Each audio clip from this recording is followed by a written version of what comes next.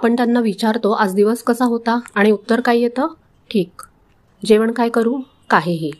हा संवाद नाहीये, ही फक्त शब्दांची देवाणघेवाण आहे. ह्या संपूर्ण प्रवासात आपला जो एकटेपणा आहे ना, तो कुठेतरी आपल्यावर एक ओझं बनून राहतो. टीनेजर मुलांबाबतची पहिली आणि सगळ्यात मोठी समस्या आहे ती म्हणजे कम्युनिकेशन गॅप, संवादातलं अंतर. एक काळ होता जेव्हा हीच मुलं लहान होती आणि आपल्या मागे मागे फिरायची. कोणतीही गोष्ट असली तरी आई आई करत धावत यायची. आणि आता त्यांची स्वतःची एक वेगळी दुनिया आहे. फोन, मित्र किंवा मग नुसती शांतता.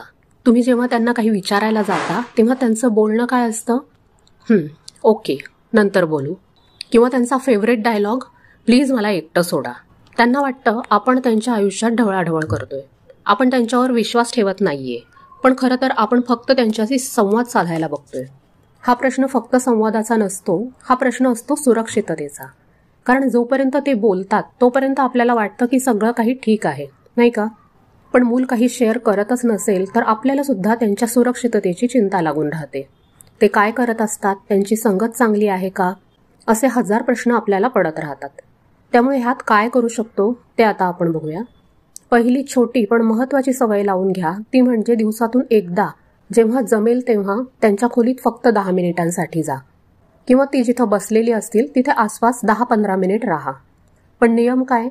ह्या 10 मिनिटात अभ्यास, मार्क किंवा स्क्रीन टाईमबद्दल बोलायचं नाही. किंवा कुठल्याही प्रकारची त्यांच्या वागण्याबद्दल तक्रार, टीका करायची नाही. फक्त साध्या गोष्टी बोला. अगदी जनरल, आपल्या आजूबाजूच्या वातावरणाविषयी. तुम्हाला कुणाविषयी काही शेअर करायचं असेल तर ते थोडक्यात बोला.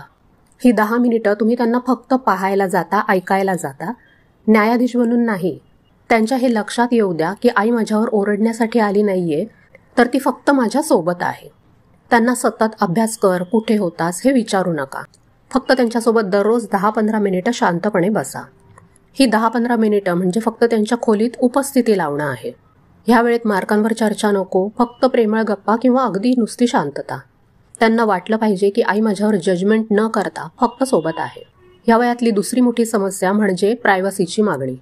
टीनेजमध्ये आल्यानंतर मुलांचं जग बदलत असतं. त्यांचे मित्र, मैत्रिणी, त्यांचे कपडे, त्यांचं बोलणं बऱ्याच वेळा ते आपल्याला आवडत नाही. हे काय घातलंयस, हेअरकट कसा केलाय, हे आपले शब्द तयारच असतात. पण तुम्हाला माहिती आहे, या वयात त्यांना स्वतःची एक वेगळी ओळख निर्माण करायची असते.